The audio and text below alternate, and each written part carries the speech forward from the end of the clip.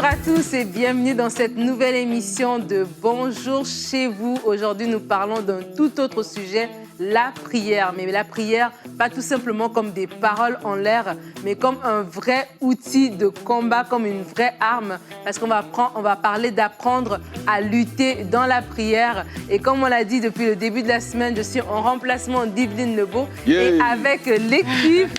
Et Omer est content que tu sois en remplacement. On parle de prière. Merci de ton encouragement. Mais on parle de prière, c'est vrai. Et c'est de ça qu'on va parler aujourd'hui. On veut vous encourager, peu importe ce que vous traversez en ce moment. Ne vous apitoyez pas sur votre sort. Vous n'êtes pas sans ressources. La prière est cet outil, cette arme vraiment que vous pouvez utiliser pour avoir une victoire, pour avoir des victoires. Et aujourd'hui, Omer, tu vas faire un conseil du coach. Oui, on va parler de combat spirituel. Comment bien combattre le combat spirituel, quelques règles de combat spirituel pour s'assurer qu'on combat bien et qu'on ne se retrouve pas blessé au travers de nos combats. Absolument, il y a des règles et c'est très important, on va en parler tout à l'heure. Mais avant tout ça, on va commencer avec Aurélie dans la pensée du jour.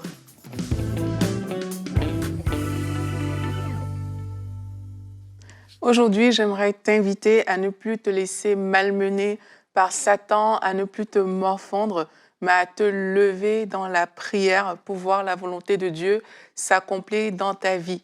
J'ai l'habitude de dire qu'il n'y a pas de victoire durable sans prière préalable. Donc, si tu veux remporter la victoire dans ta vie, il va falloir que tu te lèves. Et on va voir deux exemples aujourd'hui dans le cadre de cette pensée. On va voir l'exemple de Jacob et on va voir aussi l'exemple de Jésus-Christ. Dans Genèse 32, du verset 25 au verset 33, la Bible nous raconte l'histoire de Jacob qui a lutté toute la nuit avec un homme et son nom a été changé. Il ne s'appelle plus Jacob. L'homme lui a dit « Tu t'appelleras Israël ». Israël, c'est celui qui devait hériter des promesses de Dieu, alors que Jacob était l'usurpateur. Donc, il a fallu que Jacob, pendant toute cette nuit, il aille en combat, il a lutté avec cet homme. C'est ce que j'appelle la guerre du destin. Et là, il a lutté jusqu'à ce que son nom a été changé en Israël. Et il a dit d'ailleurs qu'il a vu Dieu face à face. Et c'est souvent ce qui va se passer aussi pour chacun de nous. C'est qu'il y a des temps, il y a des saisons dans la vie où, si vous voulez voir les promesses de Dieu s'accomplir dans votre vie, il va falloir passer du temps dans la prière, réclamer ces choses, lutter jusqu'à ce que vous les voyez arriver. Ce n'est pas des prières où on est juste en train de dire « Oui, Seigneur, je le veux, je le veux ». C'est des prières où on se fait violence parce que Jacob avait l'habitude de fonctionner avec ses propres forces, mais là, le Seigneur rentre en scène et tout son passé, c'est fini. Là, on voit que sa vie a vraiment pris une autre direction parce qu'il a rencontré Dieu face à face. Là, il a fallu peut-être que tout ce qu'il avait comme force, parce qu'on sait comment il a fait pour obtenir des choses dans sa vie jusque-là, tout ça, il fallait laisser ça derrière lui pour maintenant embrasser la volonté de Dieu. Et ça prend de combattre. On a aussi le cas de Jésus-Christ qu'on retrouve dans Luc 22, du verset 39 au verset 46. Jésus était sur le mont des Oliviers avant son arrestation. Et je vais vous lire dans la version Parole vivante ce qui est écrit. C'est Jésus qui prie, il dit « Ô mon Père, si tu le veux bien, éloigne de moi cette coupe de souffrance. Toutefois que ta volonté soit faite et non la mienne. » Et la Bible dit qu'un ange venu du ciel lui apparut et lui donna de nouvelles forces. L'angoisse le saisit, il commença à lutter avec la mort. Sa prière se fit de plus en plus pressante. Il jeta dans ce combat toutes les forces de son être. Sa sueur coulait jusqu'à terre, pareil à des gouttes de sang. Donc là, on voit que Jésus a lutté avec la mort, comme c'est écrit ici, pour accomplir la volonté de Dieu.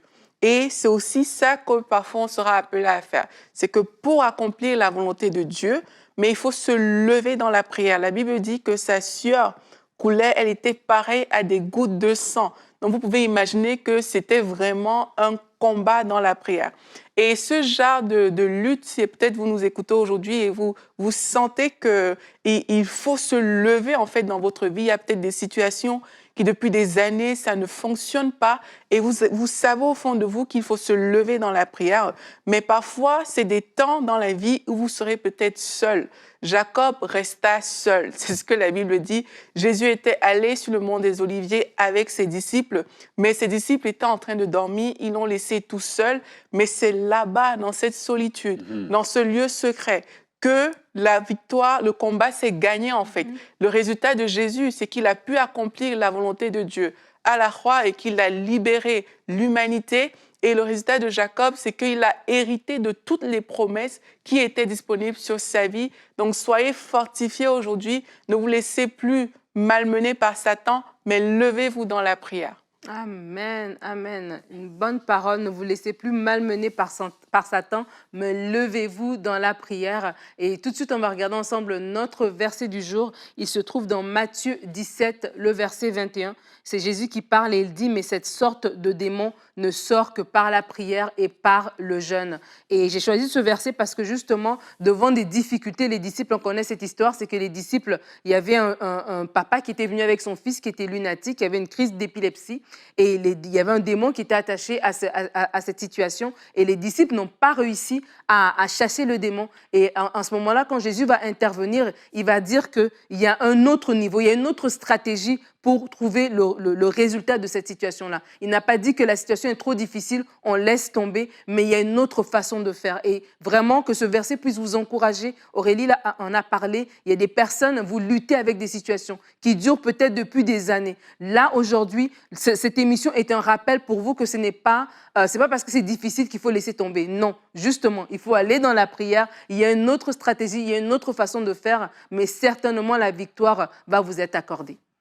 Et ce que Satan veut, justement, c'est qu'on croit que ça ne va pas changer. Mais j'aime l'aspect que Aurélie a soulevé, tous les personnages.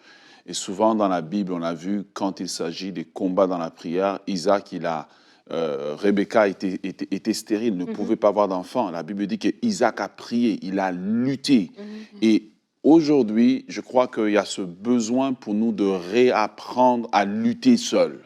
On aime bien, vous savez, quand on est 500 et puis tout le monde crie, tout le monde marche, tout le monde tape des mains, c'est merveilleux. Mais quand on apprend à lutter seul, c'est là maintenant qu'on apprend même à connaître Dieu. C'est là qu'on grandit parce que ça nous étire, parce que ça nous force à chercher, à avoir la foi et à pousser jusqu'à ce que nous arrivions à la situation. La réalité est que la victoire est toujours là. C'est l'espace qui nous sépare entre la victoire souvent qu'on va abandonner, mais il faut vraiment apprendre à lutter seul. Et lutter seul nous force à connaître la parole de Dieu, à connaître ce que la parole de Dieu dit sur notre situation, à déclarer ce que la parole de Dieu dit jusqu'à ce que nous le voyons se manifester. Et tu citais justement le cas des stratégies. Ben, certaines situations demandent une certaine quantité de prière pour les lever. Ouais. Voilà, ça demande une quantité de prière. Il y a des situations où vous allez prier, ça arrive tout de suite, mais il y a des situations où c'est des démons ténaces contre lesquels vous êtes en train de lutter. Ouais, et puis même, il y a des cas que ce n'est pas quelqu'un qui va le faire pour toi, en fait. Parce que trop souvent, on veut bien que le pasteur le fasse pour nous. Mais on ne veut pas le faire, on ne veut pas porter ce fardeau. Oui, pasteur Romain. Et malheureusement, j'ai envie de dire, mais c'est même heureusement, hein, parce que il y a des choses dans ta vie qui vont sortir parce que toi, tu t'es levé. Pas parce que ton pasteur a prié pour toi. Parce que toi, tu t'es levé dans la prière. Et c'est pour ça qu'on doit apprendre nous-mêmes, en tant qu'enfants de Dieu, à vivre avec Dieu, en fait, et à grandir, à nous lever. Dieu nous a donné une autorité. Si vous nous regardez et que vous avez donné votre vie à Jésus-Christ, en fait, on a vu le cas de Jésus-Christ, il est mort pour nous redonner l'autorité que Adam avait perdue dans le jardin, en fait. Et c'est cette autorité qui te permet de te lever dans la foi et de dire, mais ça, Jésus-Christ a déjà fait pour moi à la croix et il faut que ça devienne concret dans ma propre vie. Et je me saisis de cette chose dans la prière, en fait. Et comme mon ancien pasteur disait souvent que les démons n'obéissent qu'au langage de l'autorité. C'est pas s'il te plaît, est-ce que tu veux bien sortir et tout. C'est vraiment au langage de l'autorité qu'ils obéissent, en fait. pareil, même les forteresses qui sont parfois dans nos propres vies, parfois c'est même pas forcément des démons, c'est même des forteresses en toi, pour ton caractère là, cette chose en toi que tu as envie de travailler, mais il faut te lever contre cette chose en fait. Même à l'intérieur de nous, dans notre âme, il y a parfois des choses comme ça qui sont là, qui sont tenaces. Tu vois bien que mais tu veux faire certaines choses, mais il y a cette colère qui revient, il y a cette méchanceté qui revient, il y a des critiques qui reviennent tout le temps.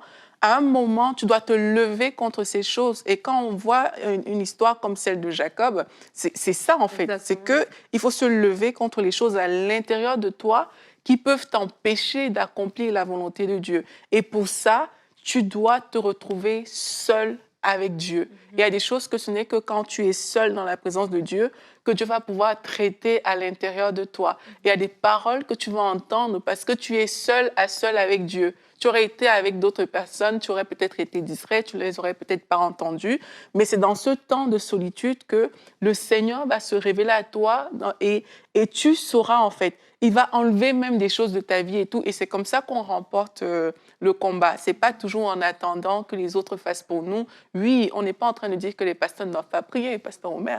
Les pasteurs doivent accompagner les fidèles et tout, mais tu dois avoir la détermination vraiment de te lever et de voir les promesses de Dieu s'accomplir dans ta propre vie. En fait, lutter seul, c'est un acte aussi de maturité, en fait. C'est ça, c'est d'arriver dans cette maturité spirituelle où justement, toi-même, tu peux lutter pour tes propres difficultés. Et ce que j'aimais dans ta pensée, tu parlais de Jacob et cette lutte que Jacob a eue cette nuit-là, ça a changé sa destinée, ça a changé même sa personne. Parce qu'on voit le Jacob après, ce n'est pas le même homme que le Jacob d'avant. Et c'est vrai qu'il y a des choses, comme tu dis, oui, des fois, c'est lutter par rapport à des situations externes, que ce soit un emploi, que ce soit au niveau d'une maternité, au niveau d'un mariage, au niveau d'une carrière.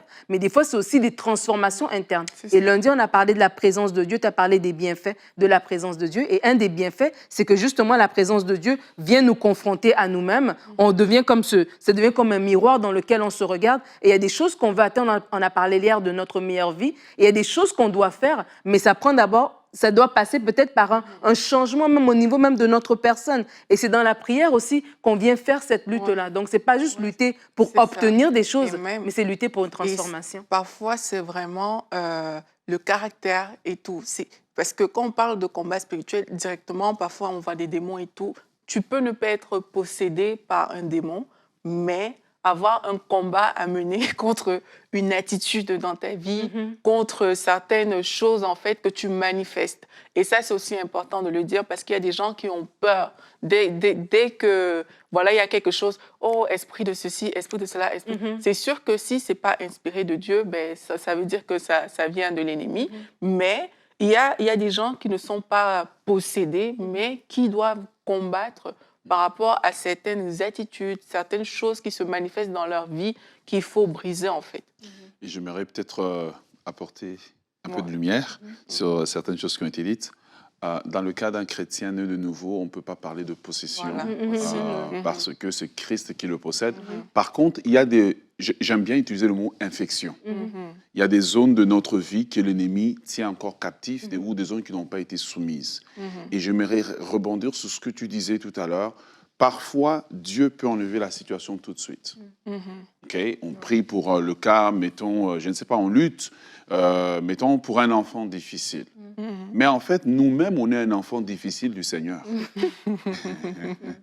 Donc, Dieu peut enlever la situation, mais Dieu veut que Jacob que tu es, parce que tu pries pour Ésaü, mais Dieu réalise que Ésaü est une bénédiction pour ta transformation. Donc Dieu garde Ésaü le temps de te changer toi, parce que c'est toi qui as plus besoin de changement. L'enfant que tu vois qui dit qu'il est difficile, il n'est juste que ton reflet naturel de ce que tu es spirituellement. Et je crois que parfois, Dieu utilise aussi nos combats pour nous transformer. Amen. Et justement, Dieu utilise nos combats pour nous transformer. On va tout de suite continuer dans le conseil du coach parce que justement, dans ce type de prière, on a parlé de lutter dans la prière, mais de façon concrète, tu l'as dit en début d'émission, c'est qu'il y a des stratégies, il y a des façons de faire, en tout cas, il y a des règles de base à respecter. Et comment justement combattre dans la prière, on va apprendre ça tout de suite dans le conseil du coach.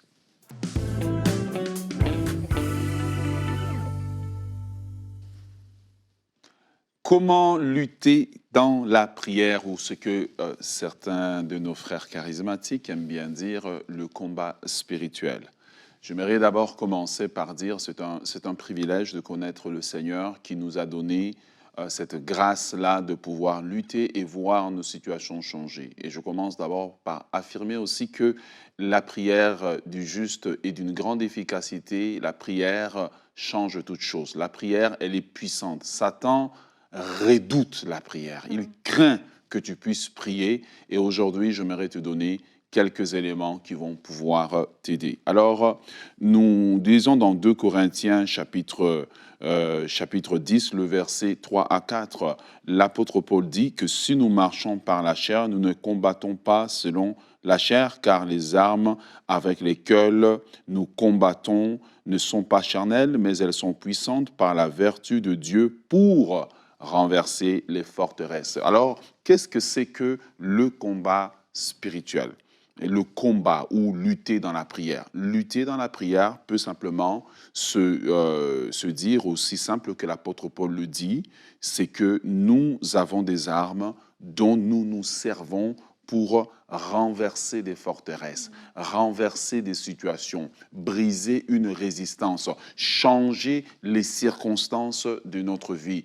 Et j'aimerais vous affirmer que tout enfant de Dieu né de nouveau, même celui qui est né de nouveau, il y a de cela 10 minutes, il a la capacité de lutter et de voir le changement arriver, parce que l'autorité que nous possédons en tant qu'enfants de Dieu est une autorité que Jésus-Christ nous a déléguée. Il dit que tout pouvoir m'a été donné dans le ciel et sur la terre. Il dit qu'il nous a donné son autorité. Cette autorité nous a été déléguée afin que nous puissions l'exercer en son nom. Nous n'avons pas la victoire dans nos situations parce que nous sommes forts, mais parce que celui qui vit en nous est plus grand que celui qui est dans le monde.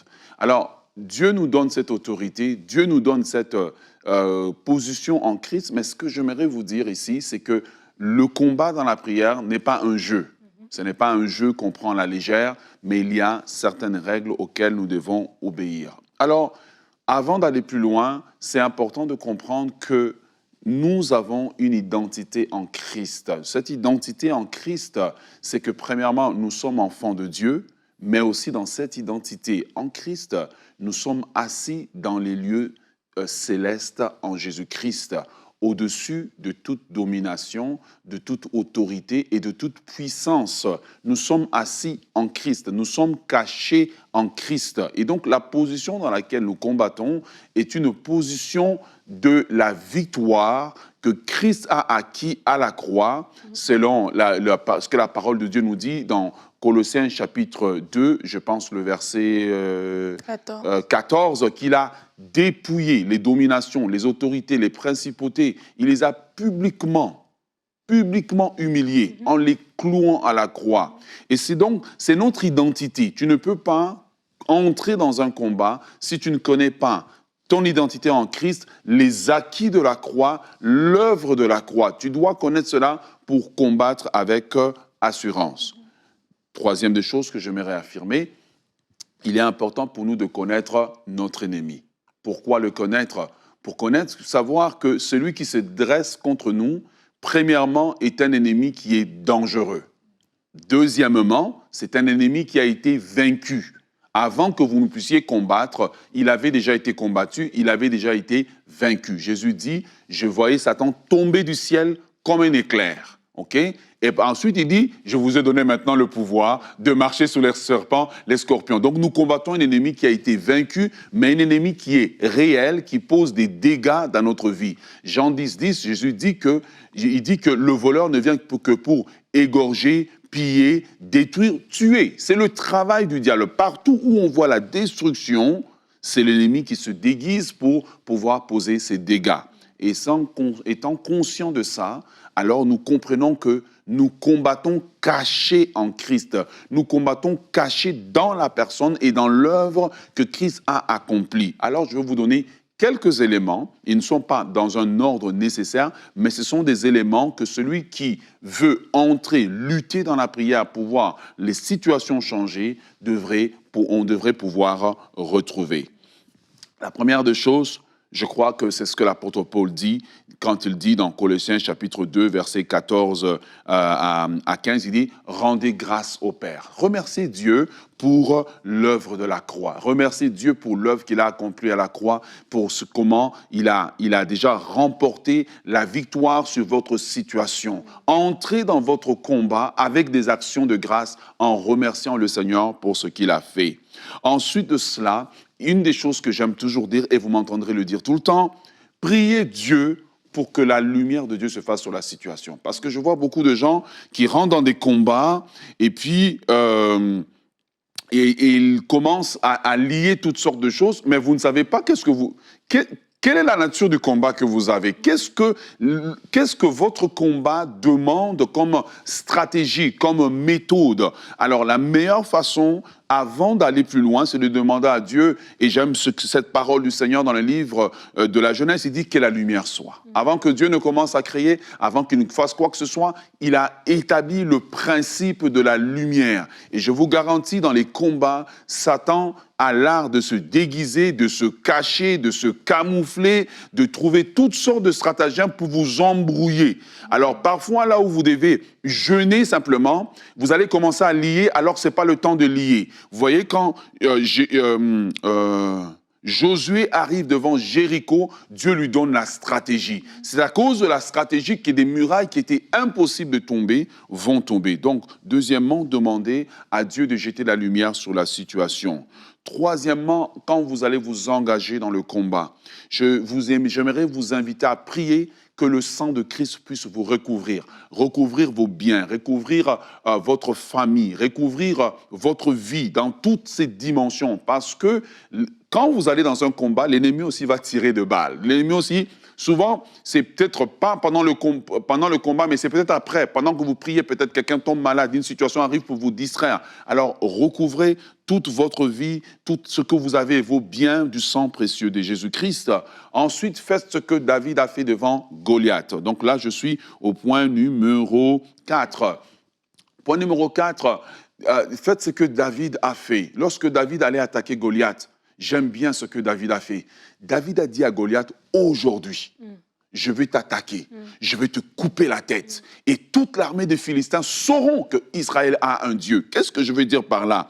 Numéro 4, commencez, alors que vous avez eu la lumière sur la situation, la lumière sur la stratégie, à déclarer maintenant sur le camp de l'ennemi des versets bibliques qui vont en fonction maintenant de la situation, en fonction de la stratégie que Dieu vous a donnée. Toute arme forgée contre moi sera sans effet. Ça peut être une situation sur la santé, tu déclares, non, je ne mourrai pas, je vivrai. L'Éternel est ma lumière et mon salut. De qui aurais-je crainte? L'Éternel est le rocher de ma vie. De qui aurais-je peur? Quand des ennemis s'avancent contre moi pour me faire tomber, ce sont mes ennemis qui tombent. Déclare à l'ennemi qu'est-ce qui va lui arriver dans le combat. Et en le déclarant, en fait, ça va bâtir ta foi, ça va t'encourager, ça va te fortifier, mais aussi ton ennemi sait maintenant que tu as l'assurance et la foi dans le nom de Jésus, et les versets que tu déclares sont en train de le démanteler dans le nom de Jésus. Numéro 5 maintenant, tu vois là maintenant, ta foi est boostée. Et c'est là maintenant, par rapport à la lumière que Dieu a jetée sur la situation, au verset que tu as déclaré, c'est là maintenant que tu peux commencer maintenant à prendre autorité, à menacer l'ennemi, à lier. Maintenant, pourquoi? À renverser. Parce que quand tu es en train de faire cela, tu sais que maintenant, spirituellement, le chemin est ouvert et cela est en train de prendre effet dans le nom de Jésus. Tu prends autorité, tu lies. Ensuite de cela, tu fais ce que Dieu a dit à Jérémie. Je t'ai établi pour que tu renverses maintenant, renverse la situation, renverse les événements qui sont devant toi. Et maintenant, quand tu es en train de le renverser, mais dis qu'est-ce que tu veux qui puisse être à la place. Parce que souvent, on voit beaucoup de gens, ils renversent. Je lis. OK, quand tu as fini de lier, on fait quoi maintenant? Il faut maintenant appeler à l'existence ce que tu veux. Parce qu'à ce moment, tu as l'autorité de Dieu et ta bouche devient comme la bouche de Dieu. Ce que tu dis, le ciel le fait. Qu'est-ce que tu veux? Alors, en supposant que tu pries pour un enfant qui est difficile, je lis, je ne sais pas moi, l'esprit de délinquance, etc. Maintenant, tu dois proclamer, Seigneur, je proclame qu'il est intelligent. Je proclame que sa vie est une réussite. Je proclame qu'il va grandir. Je proclame qu'il réussit à l'école. Parce que ce que tu dis en liant arrive, mais ce que tu dis aussi en déliant arrive. Délie l'intelligence, délie sa réussite, délie sa santé. C'est comme ça que tu dois le faire. Numéro 7. Certaines situations demandent de prendre du temps dans le jeûne et la prière. Et souvent, ça va arriver lorsque tu pries, tu vas sentir comme un besoin, en fait. L'appétit va partir, un besoin de rentrer dans le jeûne et la prière. Bien, prends le jeûne et la prière, ça peut être un jeûne de 6 heures du matin à 6 heures du soir, un jeûne partiel, etc. Le jeûne ne demande pas nécessairement que tu prennes congé du travail. Tu dois avoir la sagesse divine aussi, parce que si à chaque fois qu'on doit jeûner, on doit prendre des congés au travail, si tu es un chrétien sérieux, tu seras souvent en congé. Il faut trouver des stratégies de jeûner et aller au travail en même temps. Parfois, le combat est tellement chaud que quand toi-même tu as été, après un certain temps, et c'est ce que j'ai bien aimé, ce qu'Aurélie disait, tu peux associer des frères et sœurs dans le Seigneur. Tu peux associer ton pasteur. Beaucoup de gens n'ont même pas encore commencé à lutter. Pasteur, non, lutte d'abord. Ensuite, dis au pasteur, voici ce que j'ai déjà fait, maintenant j'ai besoin que soit tu t'associes en moi ou des frères et sœurs dans la foi. Comme on a vu Daniel pour la révélation du rêve, eh bien, il a associé les bien-aimés autour de lui, associe les bien-aimés de foi, des hommes de foi qui vont s'associer à toi. Et finalement, adore Dieu pour ce qu'il est en train de faire. Il va arriver un moment dans le combat où vous avez lutté, puis à un moment donné, vous avez la paix. Quand vous avez la paix, généralement, c'est parce que la chose a été faite. Rentrez juste dans un temps d'adoration, de remercier Dieu. Et je termine par une dernière des choses. Parfois, le jeûne et la prière ne viennent même pas là. Parfois, à la fin du combat, quand vous avez la paix, vous avez comme une envie juste de faire un jeûne d'action de grâce pour remercier Dieu pour ce qu'il a fait. Voilà quelques règles qui pourront nous aider à faire un combat équilibré. Amen. Merci beaucoup pour cet excellent conseil du coach. Je vous invite à le réécouter. Il y a plusieurs points qui ont été mentionnés, plusieurs versets, des explications qui ont été données, mais vraiment que vous puissiez le réécouter, que vous puissiez combattre de façon équilibrée et combattre avec toute l'autorité que Christ vous a donnée en tant qu'enfant de Dieu. Vous avez une autorité, comprendre aussi votre position en Christ, parce que l'ennemi, comme tu as dit, va vouloir aussi vous faire peur, vous menacer, vous intimider en vous faisant croire que vous n'avez pas accès à ces promesses, mais vous avez accès à ces promesses. Et justement, notre citation d'aujourd'hui, nous avons une citation à vous partager. Je retrouve ma fiche, d'accord, elle est là, de Matthew Henry. La citation dit « Les promesses de notre Dieu doivent être l'objet de nos prières ». Et ça, c'est un point très important qui a été mentionné pendant l'émission, l'importance de comprendre, de connaître la parole de Dieu pour justement savoir sur quelle base prier. Alors, on va se retrouver demain pour une prochaine émission. Notre thème sera « Tes reproches font-ils fuir les autres ?» Et Annabelle sera avec nous pour la rubrique « Famille ». Alors, merci vraiment d'avoir suivi cette émission. On vous dit à demain et bonjour chez vous.